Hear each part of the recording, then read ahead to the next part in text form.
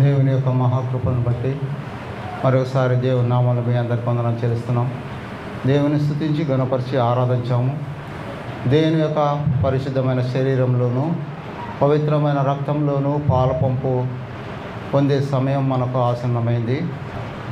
ఆ యొక్క బల్లలో మనం పాలపంపు పొందే ముందు ప్రతి వారం మనకు దేవుని యొక్క వాక్యం నుంచి కొన్ని హెచ్చరికలు పొందవలసిన వారుగా పొందుతూ ఉన్నాము.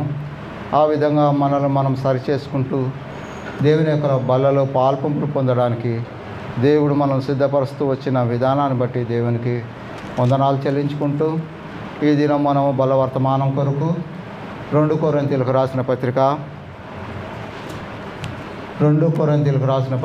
6వ అధ్యాయం మనం చూసినట్టయితే 14, 15, 16, 18 కలిసి ఉంటాయి. దాని గురించి కొద్దిసేపు మనం ధ్యానించుకుందాం. 2 కొరింథీయులకు రాసిన పత్రిక 6వ అధ్యాయము 14వ వచనము ఏమంటున్నాడంటే పౌలు గారు, మీరు అవిశ్వాసులతో జోడుగా ఉండకుడి. నీతికి దుర్నీతికి ఏమి సాంగత్యము? వెలుగుకు చీకటితో ఏమి పొత్తు? క్రీస్తు బెలియాలతో ఏమి సంబంధము? అవిశ్వాసితో విశ్వాసికి పాలెక్కడిది? దేవుని ఆలయమునకు విగ్రహములతో ఏమి పొందిక? మనం జీవం గల దేవుని యొక్క ఆలయమై ఉన్నాము. అందుకు దేవుడు ఇలా సెలవిచ్చుచున్నాడు, నేను వారిలో నివసించి సంచరింతును, నేను వారి దేవుడిని అయిందును, వారు నాకు ప్రజలైందురు. కాబట్టి ఏం చేయమన్నట్టు, కావున మీరు వారి మధ్య నుండి బయలువెడలి ప్రత్యేకముగా ఉండుడి.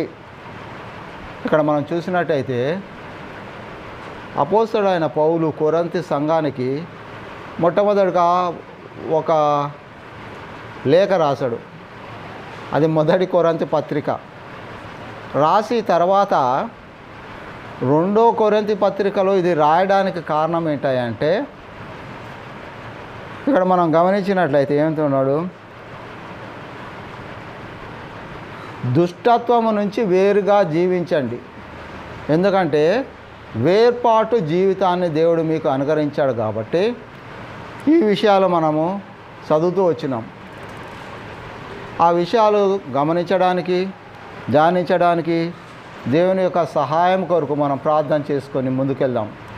మా ప్రేమగల తండ్రి, పరిశుద్ధుడైన ఆయన, ఇంతవరకు నిన్ను స్తుతించి గణపరిచి ఆరాధించడానికి నీ బిడ్డలైన వారికి దయతో అనుగ్రహించిన ప్రశస్తమైన సమయానికే వందనాలు చెల్లిస్తున్నాం. మరి ముఖ్యంగా నీ పరిశుద్ధమైన శరీరంలో పవిత్రమైన రక్తంలో పాలుపంపులు పొందడానికి దేవా మీరు చూపిన వాక్యాలను బట్టి వందనాలు స్తోత్రాలు చెల్లించుకుంటూ వస్తున్నాం. దేవా 2 కొరింథీయులకు రాసిన పత్రిక 6వ అధ్యాయం 14 నుంచి 18 వరకు అపోస్తలుడైన పౌలు ఆ యొక్క సంఘంలో ఉన్న వారికి హెచ్చరికను ఇస్తూ వచ్చినాడు. దేవా వారు ఏ పరిస్థితి నుంచి ఏ పరిస్థితిలోనికి తిరిగి వెళ్తున్నారో ఆ యొక్క వేర్పాటు యొక్క ఉద్దేశం ఏమై ఉన్నదో గ్రహించగలటకు సహాయం చేయము. ఆత్మీయమైన నేత్రం తెరువునైనా నీ మాటలు నాలో ఉంచండి. దేవా నా ద్వారా మీరు మాట్లాడండి, నాతో కూడా మాట్లాడండి. దేవా నన్ను నేను సరిదిద్దుకునే విధంగా, ఎవరికి వారు సరిదిద్దుకునే విధంగా ప్రతి మనుషుడు తను తాను పరీక్షించుకోవలసిన విషయాన్ని మొదటి కొరింథీ 11:28లో చెప్పినందుకు వందనాలు. ఆ విధంగా నన్ను కూడా నేను పరీక్షించుకొని ఆ బలలో పాల్పంపులు పొందుటకు మమ్మల్ని అందరూ సిద్ధపరిచి మీరే మహిమ గంత ప్రభావాలు పొందమని ప్రభువును రక్షకుడైన యేసుక్రీస్తు నామమున వేడుకుంటున్నాం తండ్రి. ఇక్కడ మనం చూసినట్టయితే పౌలు గారు ఏర్పాటు వేరే, వేర్పాటు వేరు, సపరేషన్. వేర్పాటు అనేది సపరేషన్. ఏర్పాటు అంటే దేవుని యొక్క ఏర్పాటు, అది వేరే, అభిషేకం. 2 విషయాలు మనం గమనించాలి. ఇక్కడ ఏమంటున్నాడు, దేవుని చేత వేర్పాటు చేయబడిన వారు దుష్టత్వం నుంచి విడిపించి దేవుని యొక్క నీతిలోనికి నడిపింపబడిన వారిని ఉద్దేశించి మాట్లాడిన మాటలు. ఏమంటున్నాడు అంటే, దుష్టత్వం నుంచి విడిపింపబడిన విశ్వాసులారా, మీరు సపరేటెడ్ పీపుల్, వేర్పాటు చేయబడిన వారు. అయితే ఇక్కడ ఏమంటున్నాడు, మీరు అవిశ్వాసులతో జోడిగా ఉండకుడి. అవిశ్వాసులు అంటే దేవుని ఎరగని వారు, దేవుని వాక్యము, దేవుని యొక్క వాగ్జ్ఞానాలు, దేవుని మీద నమ్మకం లేనివాడు అవిశ్వాసి. దేవుని ఎరగనివాడు అన్యుడుగా ఉన్నవాడు అవిశ్వాసి. వానిలో విశ్వాసము కొరత ఉంటుంది. కారణం ఏంటంటే 53వ కీర్తన 1వ వచనంలో చూడండి, దావీదు గారు చెప్తాడు. 53వ కీర్తన 1వ వచనం.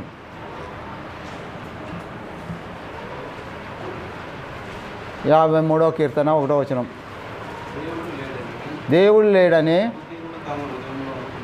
బుద్ధిహీనులు తమ హృదయములో అనుకుందురు. వారు ఏమైపోయారమ్మా? చెడిపోయిన వారు. ఏం చెడిపోయింది? వారు కాదు చెడిపోయింది, వారిలో దేవుడు పెట్టిన హృదయము చెడిపోయింది. అలాంటి చెడిపోయిన పరిస్థితి నుంచి నేను మిమ్మల్ని విడిపించినాడు. వాడు బుద్ధిహీనుడు, దేవుడు లేడని చెప్పేవాడు, వాడు అవిశ్వాసి. ఆ యొక్క పరిస్థితి నుంచి దేవుడు విడిపించి విమోచించి దేవుడు ఉన్నాడనే జ్ఞానము దయచేసి విశ్వాసాన్ని దయచేసి ఒక విశ్వాసిగా దేవుడు నేను ఏర్పాటు చేశాడే. నీవు వానితో మళ్ళీ తిరిగి అవిశ్వాసతో నీకు ఏమంటారు? జోడుగా ఉండకుడి. ఇంకా మళ్ళీ పోయి వానితో స్నేహం చేస్తే ప్రయోజనం ఏంటి? నీ యొక్క ఏర్పాటుకి ప్రత్యేకత ఏముంది? దేవుడు ఉద్దేశం నేను అనుసరించకుండా నీ ఇష్టానుసారంగా తిరిగి ఏం చేస్తున్నాడో అవిశ్వాసితో జోడిగా ఉంటాడు. అప్పుడు ఏమైపోతాడు? ఏమైపోయాడు? చెడిపోయినాడు. ఎందుకు? 53వ కీర్తన దావీదు చెప్తాడు, దేవుడు లేడని చెప్పేవాడు, వాడు నమ్మకం లేదు, విశ్వాసం లేదు. నీకు నమ్మకాన్ని ఇచ్చాడు, విశ్వాసాన్ని ఇచ్చాడు, రక్షణనిచ్చాడు, విడుదలనిచ్చాడు. ప్రత్యేకింపబడిన తన పిల్లలుగా చేసుకున్న దేవుడిని మీరు స్నేహిస్తూనే మళ్ళా లోక సంబంధమైన వానితోటి నీకు ఏంటి స్నేహం అని అడుగుతున్నాడు. 2వ పత్రిక రాయడానికి కారణం అదే.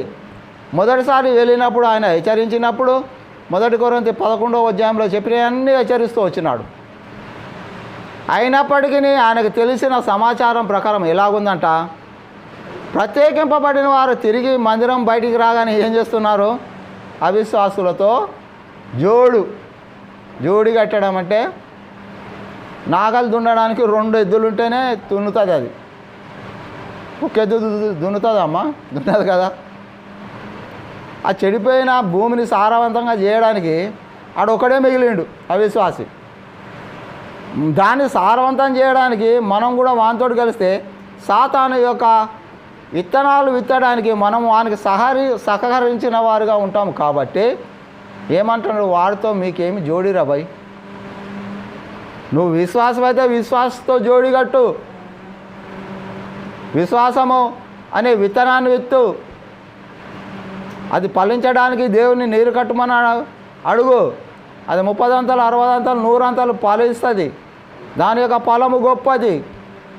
నువ్వు దేవునిలో ప్రత్యేకింపబడిన వాడ ఇన్ని వనరులు పొందిన వాడవై తిరిగి వెళ్ళినట్టయితే నీ పరిస్థితి ఏంటి అని అడుగుతాడు. జోడీగా ఉండొద్దు అంటున్నాడు. ఏమొద్దు? జోడి అంటే స్నేహము. అందుకనే ఇదే విషయాన్ని పురస్కరించుకొని యాకోబు పత్రిక 4వ అధ్యాయం 4వ వచనం, వ్యభిచారునులారా ఈ లోక స్నేహము దేవునితో వైరమని మీరు వెరగరా. ఈ హెచ్చరిక ఎవరికయ్యా అంటే ఎవరైతే ప్రత్యేకింపబడిన వారు మళ్ళా తిరిగి ఏం చేస్తున్నారో అవిశ్వాసులతో జోడీగా ఉండడం వల్ల ఏమవుతున్నారు? లోక స్నేహానికి తిరిగి మళ్ళా అంటుకట్టబడిన వారుగా ఉన్నారు. వాడిని ఏమంటున్నాడు? వ్యభిచారం. శరీర సంబంధమైన వ్యభిచారం కాదు, ఆత్మ సంబంధమైన వ్యభిచారునులారా ఈ లోక స్నేహము దేవునితో వైరము అని మీకు తెలుసు. దాని నుంచి విడిపించానే తిరిగి ఆ అవిశ్వాస దగ్గరికి వెళ్తున్నారే, తిరిగి దేవుని యొక్క ఉగ్రతకు పాత్రలు కావడానికి వెళ్తున్నారే, ఆడు సాతాను యొక్క ఆధీనంలోకి వెళ్తున్నారే. ఆ సాతాను నిత్య మరణం పొందేవాడుగా ఉన్నాడు. వాడు తాను ఒక్కడే పొందాలని కాక తనతో ఒక గ్యాంగ్ను తయారు చేస్తున్నాడు. కాబట్టి మీరు వానితో ఎందుకు స్నేహం చేస్తున్నారు? చేయొద్దు అంటాడు. అందుకని ఏమన్నాడు? మీరు అవిశ్వాసులతో జోడీగా ఉండకుడి. మనకు ఒక హెచ్చరిక అది. దేవుడు మనల్ని ఒక ప్రత్యేకమైన విశ్వాసిగా, తన బిడ్డగా, తన యొక్క బల్లలో పాలు పంపులు పొందే అర్హతనిచ్చి జీవింపజేసి లోకములో అన్ని వనరులు సమకూర్చి పరలోకంలో కూడా మనకు వనరులు సమకూర్చి ఇచ్చిన దేవుని వదిలేసి మళ్ళా తిరిగి దేవుని ఎరగని వానితో స్నేహం చేసినట్టయితే దేవునికి విరోధంగా ఆత్మ సంబంధమైన విరోధమైన వ్యభిచారం చేసేవారుగా ఉన్నామని యాకోబు 4:4 చెప్తున్నాడు. దాని యొక్క అర్థం అది. మనం దేవుని ఇచ్చిన రక్షణను విడుదలను వదిలేసి తిరిగి దాంతో సాంగత్యం చేయడం అంటే సంసారం చేయడం.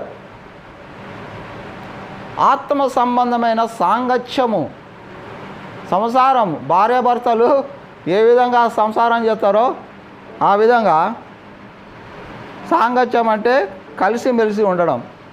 ఇక్కడ శరీర సంబంధమైన రీతిలో విడిపింపబడిన మీరు తిరిగి ఆత్మ సంబంధమైన విషయంలో లోకమును స్నేహించిన వారితో సాంగత్యం చేసి వారితో సహజీవనం గడుపుతున్నారే, నిత్య జీవం రాజ్యం మీకు లేదంటాడు. దాని యొక్క పర్యవసానం ఏమంటాడు? నిత్య జీవంలో మీకు సహవాసం లేదంటాడు. ఇంకేమన్నాడు? నీతికి దుర్నీతికి ఏమి సాంగత్యం. నీవు అనీతిమంతుడైన వాడిని నిన్ను దేవుడు నీతిమంతుడుగా చేర్చినాడే, తీర్చిదిద్దినాడే, మళ్ళా వాంతో స్నేహం చేత ఏమన్నాడు? నీతికి దుర్నీతితో ఏమి సాంగత్యం, సహవాసం. ఇది మనం సాంగత్యము దేన్ని? నీతిమంతుడైన దేవుని సేవించడానికి, పూజించడానికి, ఆయనతో సాంగత్యం కలిగిన వారం, స్నేహం కలిగిన వారం. ఇది వదిలేసి ఏం చేస్తున్నాము? దుర్నీతి చేసేవాళ్ళు. ఇందాక 37వ కీర్తనలో దావీదు వ్యసనపడడానికి కారణమేంటి? దుర్నీతి పరులైన వారిని దేవుడు ఆశీర్వదించి దీవించినప్పుడు వ్యసనపడుతూ వచ్చినాడు. అదే పని మరి దావీదు ఎందుకు చేయలేదు? ఇక్కడ వాక్యంలో అదే తెలియపరిచినాడు. దావీదుకి మొదటి వర్తమానంలో మనం చూసినట్టయితే దావీదు ఏమంటాడు? నువ్వు దేవుని యొక్క సంతోషించు సన్నిధిలో సంతోషించే నీకు అవకాశాన్ని ఇచ్చాడే, ఆ అవకాశాన్ని కోల్పోయి తిరిగి మళ్ళీ దుర్నీతితో చేరినట్టయితే ఏముంటుంది? బాధ, వేదన, దుఃఖన, అంగలార్పు అన్నీ ఉంటాయి. జీవితంలో క్షామం మళ్ళా వస్తుంది. జీవితంలో ఎదుగుదల లేదు. ఎంత ఎత్తుకు ఎదిగినామో అక్కడి నుంచి కింద పడిపోయే వర్గం. ఆ సాంగత్యం వల్ల, స్నేహం వల్ల మనకి లభించేది ఏంటయ్యా అంటే బెనిఫిట్ ఏమున్నది? ఏమైనా లాభం ఉందా బాబు? ఉందా దినేష్? లేదు కదా. అదే సాతానుతోడు స్నేహం చేయొద్దు అన్నది. అందుకే అర్థమైందా? ఎందుకంటే బాబు ఒక ప్రశ్న అడిగాడు దారిలో, అందుకు చెప్తున్నాను. వాక్యం కూడాను ఇదే వచ్చింది ఇవాళ. పరిస్థితులు ఏదేమైనప్పటికీ ఏమంటున్నాడు? మీరు ప్రత్యేకింపబడిన వారు కాబట్టి, దేవుని యొక్క నీతి మీలో ఉన్నది కాబట్టి, దుర్నీతి పరులతో మీకు సాంగత్యము ఎందుకు అని అక్కడ క్వశ్చన్ మార్క్ ఉంటుంది చూడండి. తెలుగు బైబిల్లో చూడండి. ఉన్నదా లేదా నాకు చెప్పాలా. ఇంగ్లీష్ బైబిల్లో కూడా ఉందా లేదో చూడండి. ఇంగ్లీష్ మీడియం వాళ్ళు, నాకు ఇంగ్లీష్ రాదు కాబట్టి కొద్దిగా చూసి చెప్పండి. ఉన్నదా లేదా క్వశ్చన్ మార్క్.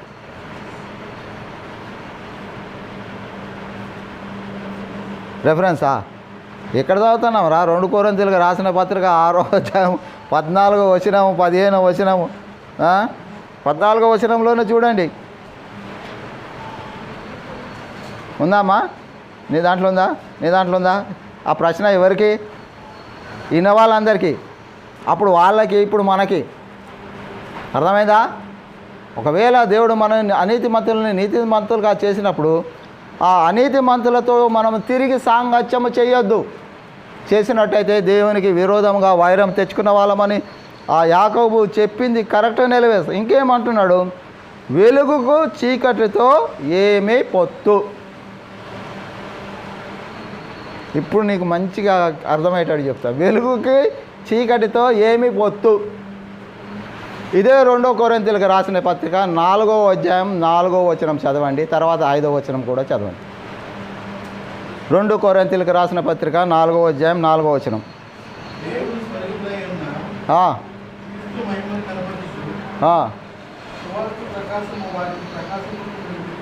ఆగు బాబు, అక్కడ ఆగమ్మా బాబు, అక్కడ ఆగు. ఎందుకంటే ఆగమన్నానంటే నువ్వు చదువుతావా?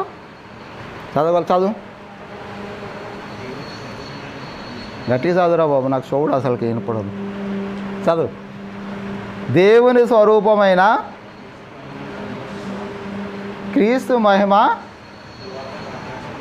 కనపరచు సువార్త ప్రకటనను మళ్ళీసారి వచ్చినప్పుడు గట్టి చదువుతాడు. ఎవరైనా చదవండి అమ్మ గట్టిగా చదువు బాబు. దేవుని స్వరూపి అయి ఉన్న క్రీస్తు మహిమను కనపరచు సువార్త ప్రకాశము. ఇందాక మనం వెలుగును చూసాం. ఎక్కడి నుంచి వచ్చింది అది? తండ్రి అయిన దేవుడు ఇచ్చిన ఆ యొక్క వెలుగు, క్రీస్తు ప్రభు సువార్త ద్వారా ప్రకటింపబడే వెలుగును ఏమంటున్నాడు? కిందకి చదవమ్మా.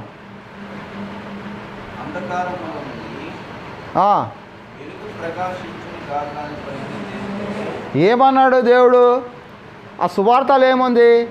అంధకారము నుంచి వెలుగు ప్రకాశించునుగాక అని దేవుని యొక్క ఆజ్ఞాది, దేవుని యొక్క వాగ్దానం. అయితే కిందకు చదువు ఇప్పుడు.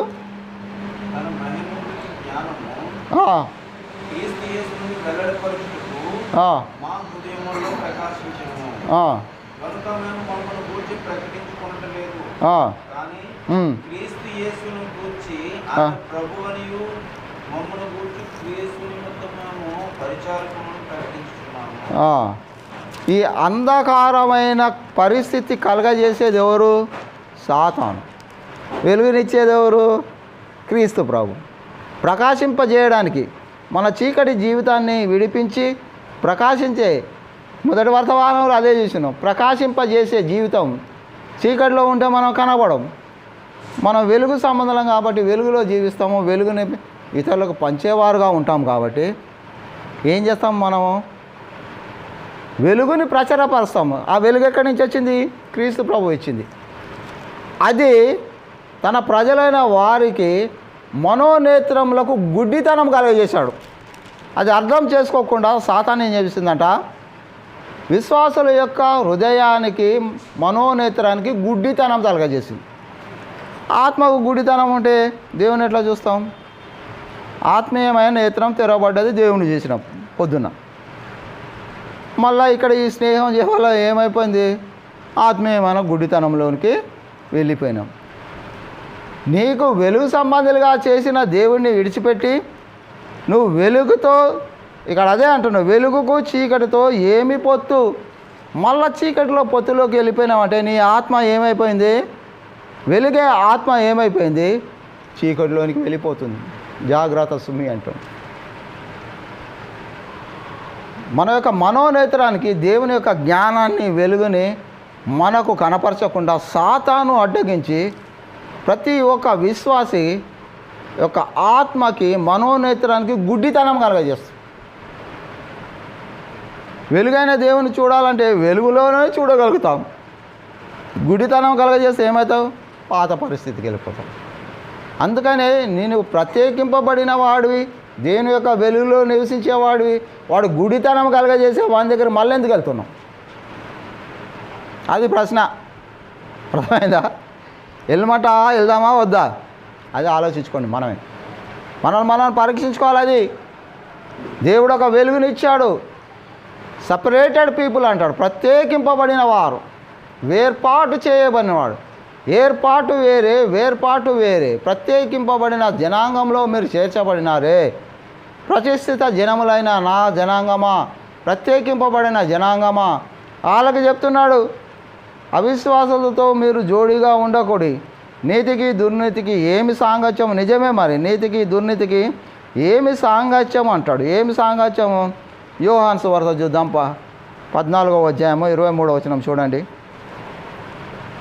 యోహాను సువార్త 14. యేసు, ఒకడు నన్ను ప్రేమించిన ఎడల ఏం చేస్తాడట? వాడు నా మాట గైకొనును. నా తండ్రి వాడిని ప్రేమించును. అది నిన్ను ప్రత్యేకించిన దేవుడు ఏం చెప్తున్నాడంటే, ఒకడు నన్ను ప్రేమించిన ఎడల, ఈ తిరిగి అవిశ్వాసతో జోడి కట్టి ప్రేమలోకి వెళ్ళొద్దు అంటున్నాడు. యోహాను సువార్తలో యేసుక్రీస్తు ప్రభు యొక్క శిష్యులు చిన్నవాడైన యోహాన్ గారు ఏం చెప్తున్నాడంటే, ఒకడు నన్ను ప్రేమించిన ఎడల, క్రీస్తు ప్రభు చెప్పిన మాట ఏమంటున్నాడు? ఒకడు నన్ను ప్రేమించిన ఎడల ఏమన్నాడు బాబు? ఆయన మనల్ని ప్రేమించేవాడుగా ఉన్నాడు. ఆయన మనల్ని ప్రేమించినప్పుడు తండ్రి యొక్క ఏకాగ్రత కూడా కుమారుడి మీదను, కుమారుడి చేత ప్రేమించబడిన వారి మీదను ఏకాగ్రత ఉంటుంది. దాన్ని ఎందుకు పోగొట్టుకుంటున్నారు అంటున్నాడు. అంతేనా? చదవమ్మా. ఒకడు నన్ను ప్రేమించిన ఎడలా నా మాట గైకొండు. దేవుడేమన్నాడు? ఇక్కడ వేర్పాటు చేశాడని పౌలు గారు చెప్తున్నాడు. మీరు ప్రత్యేకింపబడిన వారు, వాళ్ళతో మీకు స్నేహం లేదు. అది దేవుని యొక్క ఆజ్ఞ ప్రకారం ఈయన చెప్తున్నాడు. ఒకడు నన్ను గైకొన్న ఎడలా, తెలుసుకున్న ఎడలా నా ఆజ్ఞ వాడు పాటించేవాడుగా ఉంటాడు. ఇదే చేయమంటున్నాడు. అవిశ్వాసితోటి మనం దోస్తానవద్దు. నువ్వు నీతిమంతుడు అనీతిమంతుడితో నీకేం పని? నువ్వు వెలుగులో జీవించేవాడు చీకటిలో జీవించేవాడితో ఏమి స్నేహం అంటున్నాడు. క్రీస్తు ప్రభు కూడా అదే అంటున్నాడు. నేను మిమ్మల్ని ప్రత్యేకింపబడినాడు, చేయబడిన వాడిని. అది ఆదిలోనే మన పితరులకు చెప్తాడు. ద్వితీయోపదేశకాండం 7వ అధ్యాయం 6వ వచనంలో మన పితరులను దేవుడు ఏం చేశాడో చూడండి. ద్వితీయోపదేశకాండం 7వ అధ్యాయం 6వ వచనం.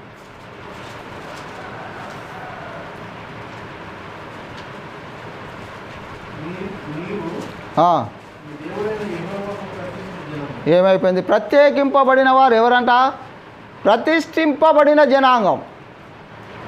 దేవుడు అందుకే మనల్ని ప్రత్యేకపరిచాడు.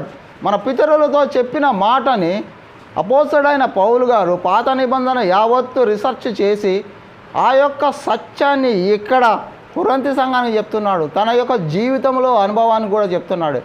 ఎందుకయ్యా అంటే, ఎవరైతే ప్రత్యేకింపబడిన వారు ప్రతి ఒక్కరు ఈ యొక్క మాటకి జ్ఞానం కలిగిన వారై ఉండి దాన్ని నిర్వర్తిస్తున్నామో లేదో తమ్మును తామును పరీక్షించుకొని ఆ విధంగా పరీక్షించుకొని ఆ బల్లలో పాల్పంపులు పొందాలనేది ఒక హెచ్చరిక. అర్థమైందా? మనం ఇప్పుడు ఏం చేయాలా? అయితే మనం ఇంకేమంటున్నాడు మనం చూసినట్టయితే 1 కొరింథీ 6వ అధ్యాయం 19వ వచనంలో ఇంకో మాట చెప్తున్నాడు అపోస్తలుడైన పౌలు. ప్రత్యేకింపబడిన వారిలో ఇంకొక వనరు దాచిపడి ఉన్నది. అదేంటో చూడండి. 1 కొరింథీ 6:19. నీ యొక్క దేహము దేవుని వలన అనుగ్రహింపబడి, ఈ దేహం మంది ఎక్కడిది? మనం పొందినామా? చెప్తున్నాడు. జ్ఞానం లేని వారులారా, ఆ అజ్ఞానులతో ఎందుకు స్నేహం చేస్తారా? నీకు ఒక జ్ఞానం ఇచ్చాడు దేవుడు. నీ దేహమును దేవుని వలన అనుగ్రహింపబడినది. జ్ఞానోదయమైన మాటను చెప్తున్నాడు. ఇంకేమన్నాడు?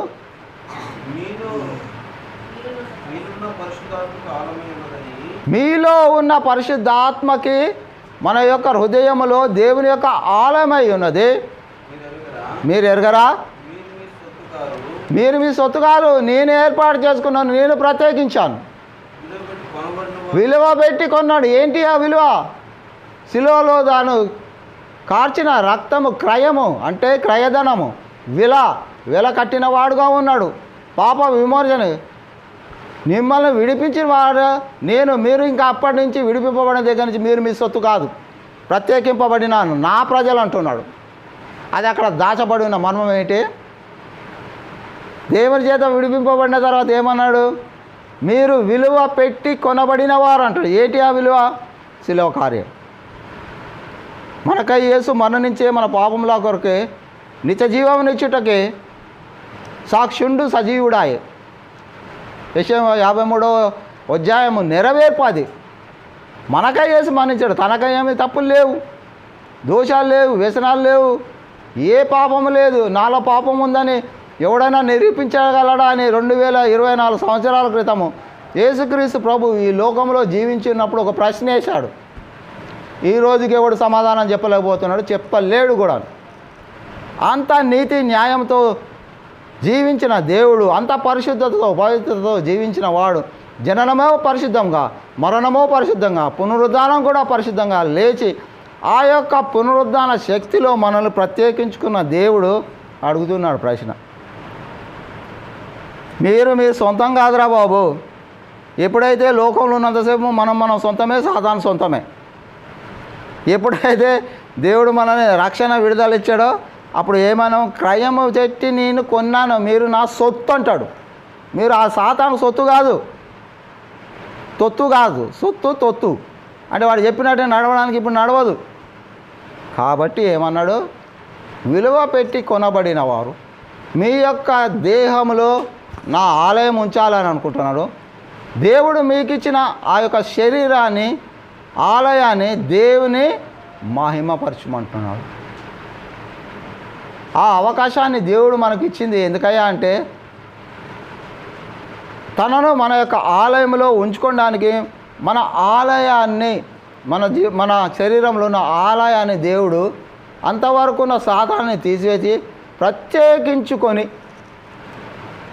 ఏర్పాటు చేసుకున్నాడు. కాబట్టి ఎక్కడ ఉండమంటున్నాడు, మనం చీకటిలో నివసించేవారుగా ఉండకూడదు. అంతేకాకుండా క్రీస్తుకు బెలియాముతో ఏమి సంబంధం, విశ్వాసితో అవిశ్వాసికి పాలెక్కడిది. ఇది చాలా ఇంపార్టెంట్. ఏమంటాడు, క్రీస్తు అంటే రక్షణ, విడుదల, విమోచన ఇచ్చాడు. మనం మత్తయి సువార్త 1వ అధ్యాయము 21వ వచనం అనుకుంటా చూడండి. క్రీస్తు అంటే రక్షకుడు, యేసు అంటే రక్షకుడు, క్రీస్తు అంటే అభిషిక్తుడు.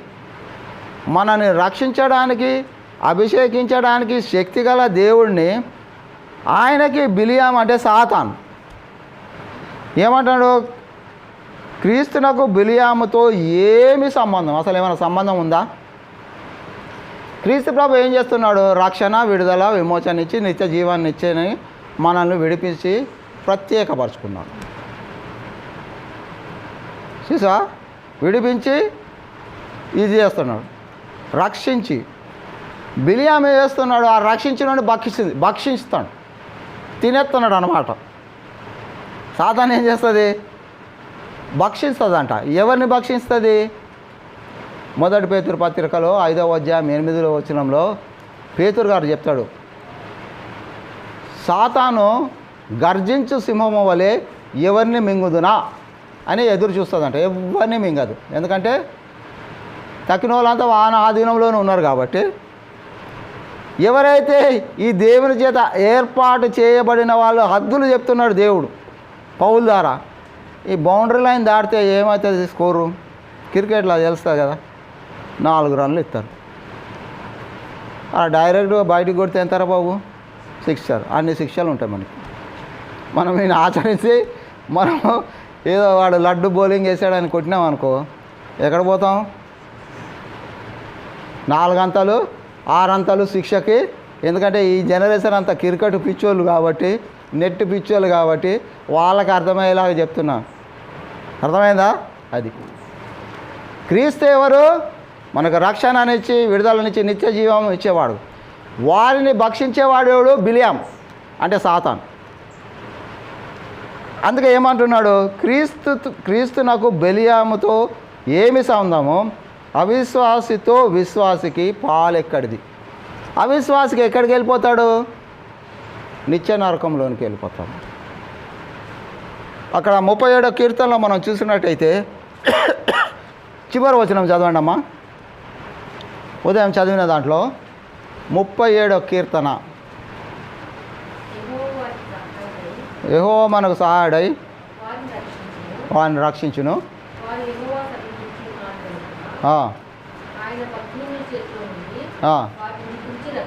అది భక్తిహీనులకి పైన ఉంటుంది 29వ వచనంలో అనుకుంటా. వారికి నిత్యమైన నాశనమో ఉంది, వాడిని చూసి కలవరపడుతున్నారు. ఆ బాబు దావీదా పడకు అన్నాడు.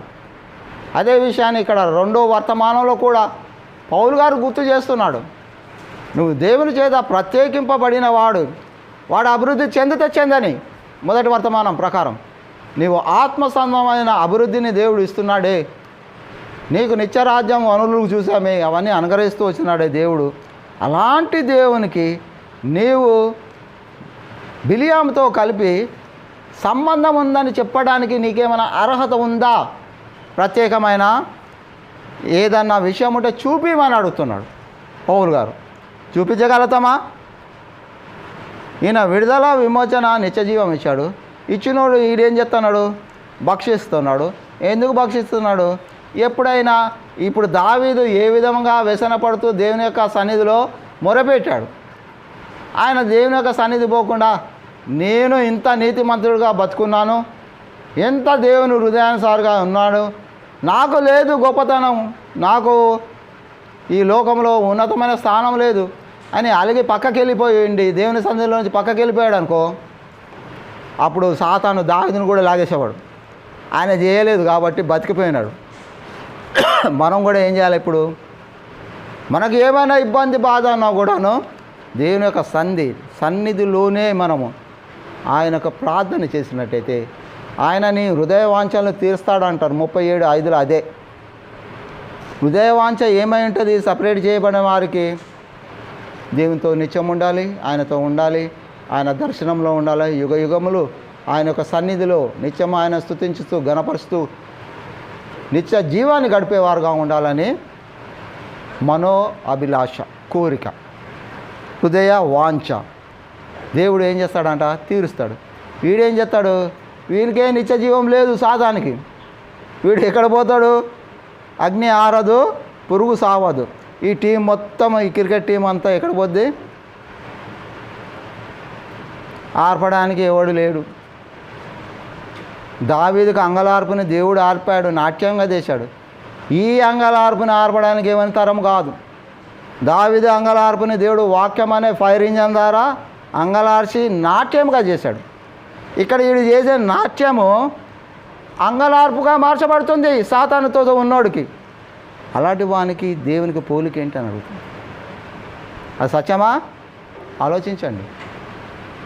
దేవుడు ఏ మాట చెప్పినానో దానికి ఒక అర్థం ఉంటుంది. ఏమంటున్నాడు?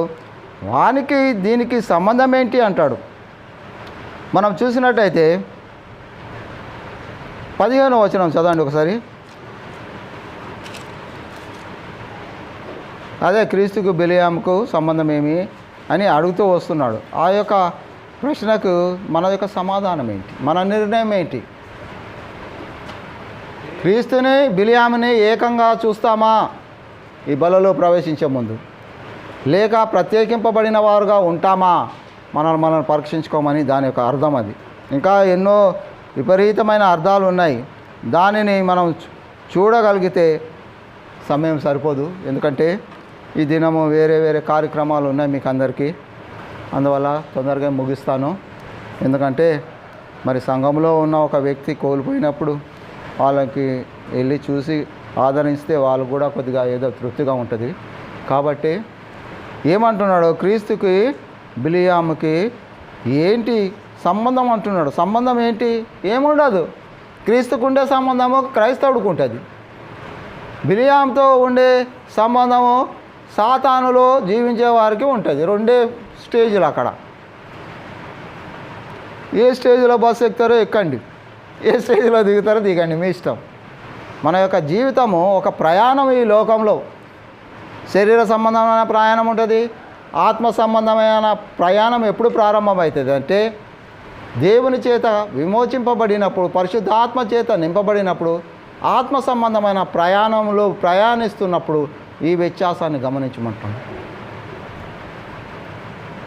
నీకు దేవుని యొక్క రక్షణ జ్ఞానం లేనప్పుడు, విడుదల జ్ఞానం లేనప్పుడు నువ్వు వెళ్ళినా కూడాను దేవుడు పశ్చాత్తాపడితే తిరుగుది దేవుడు క్షమించేవాడుగా ఉంటాడు.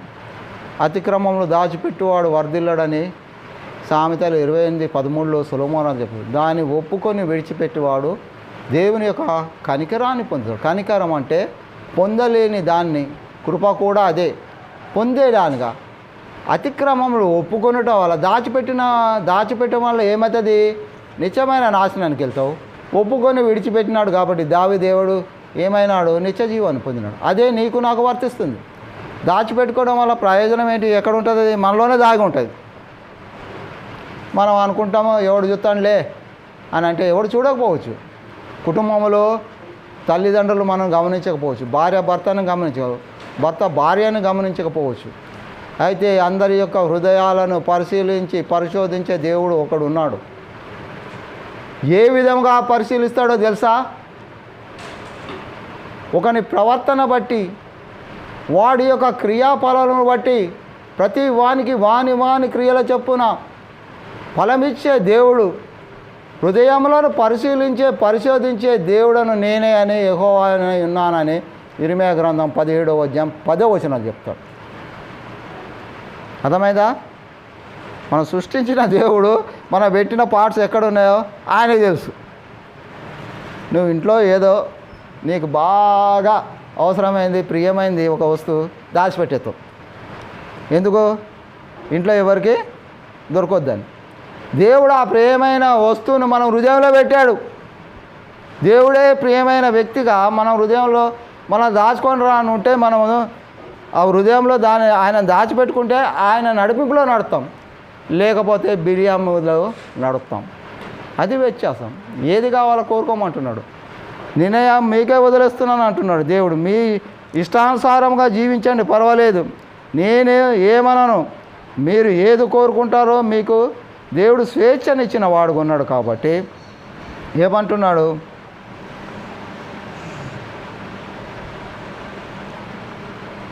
16వ వచనం చూడండి ఒకసారి.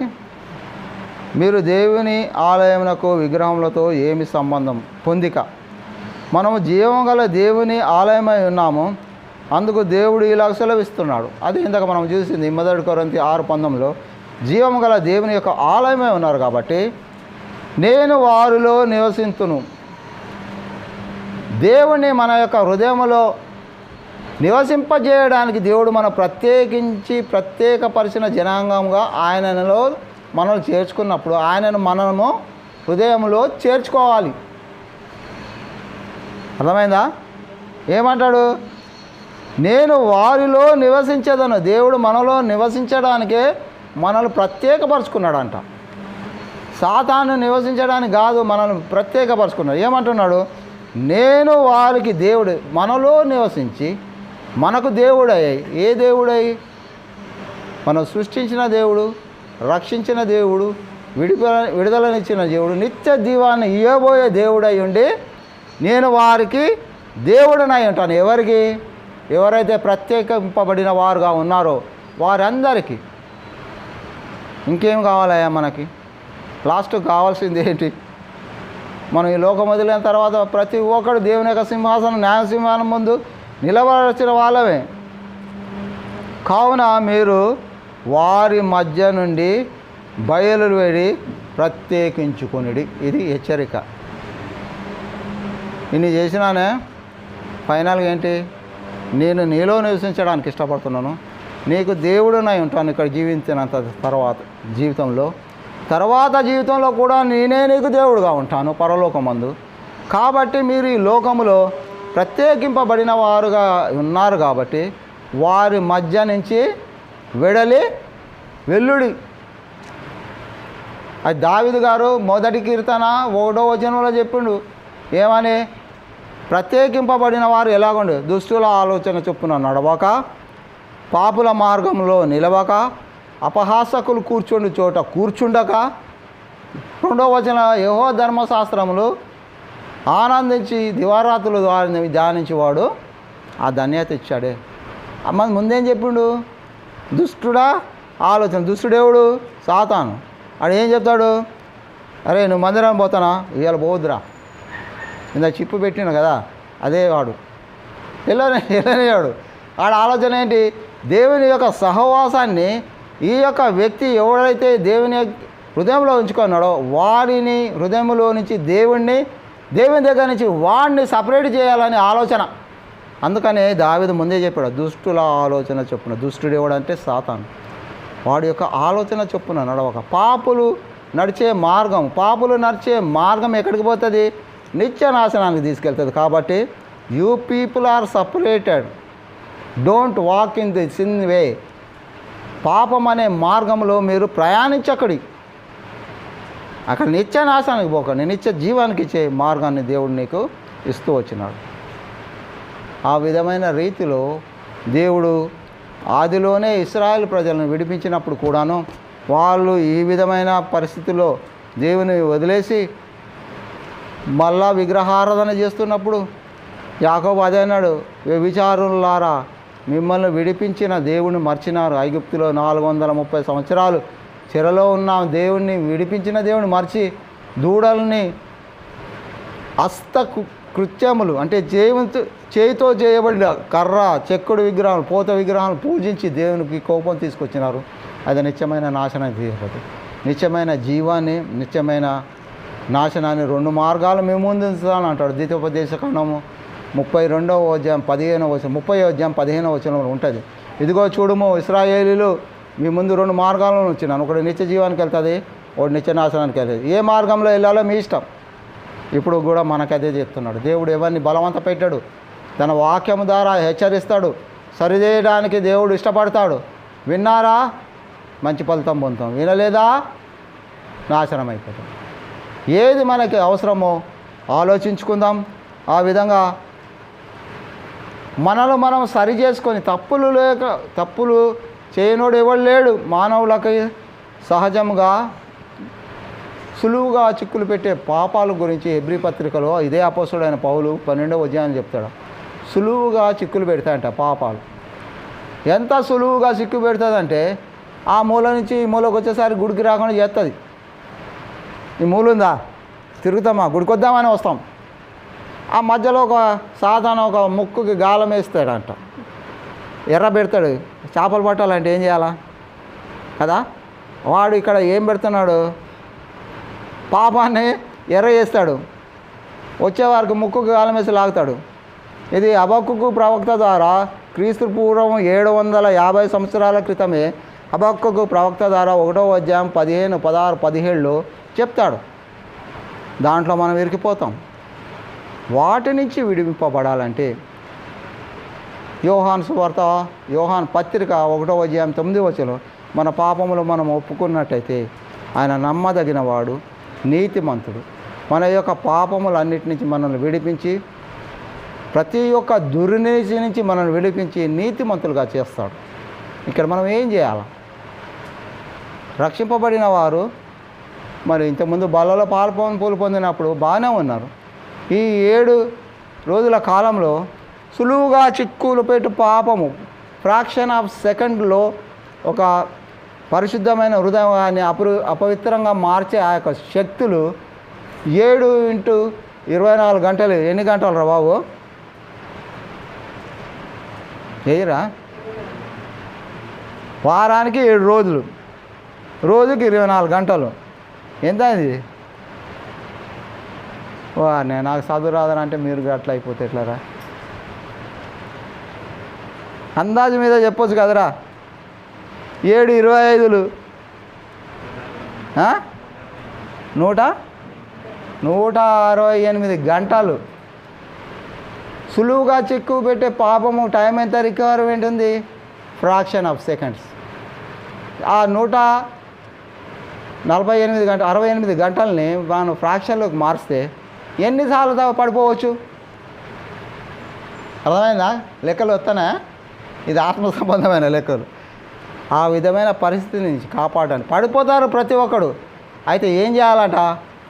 దానిని విడిపించుకోవాలంటే ఇక్కడ మొదటి యోహాను పత్రిక 1వ అధ్యాయం 9వ అధ్యాయంలో మన పాపాలను మనం ఒప్పుకున్నట్టు ఏదైనా విడిపిస్తాడు.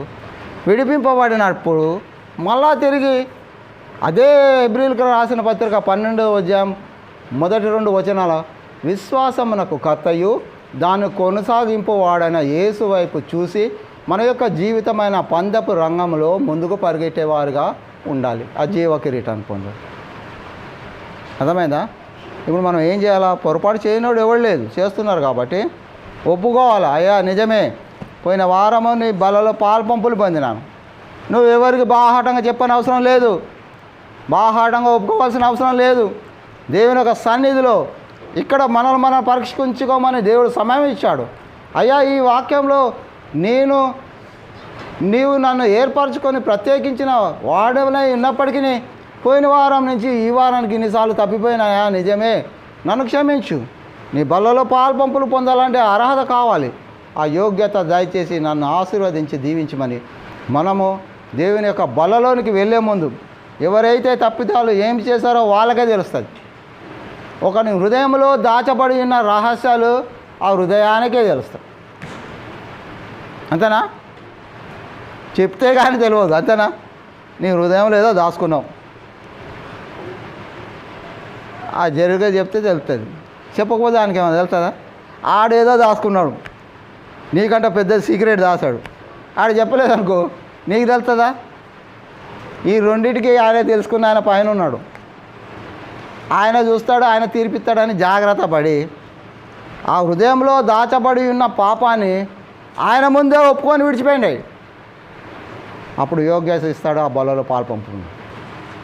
దేవుడిచ్చిన వాక్యం దీవించిన కాక బలలోనికి వెళ్దాం.